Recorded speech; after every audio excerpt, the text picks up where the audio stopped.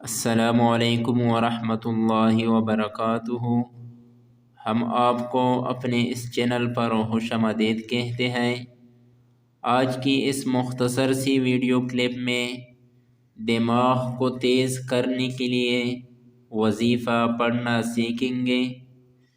اس وظیفے کو ہر نماز کے بعد 14 مرتبہ پڑھ لیا کریں اور 11 بار رب زدنی علما پڑھا کرے۔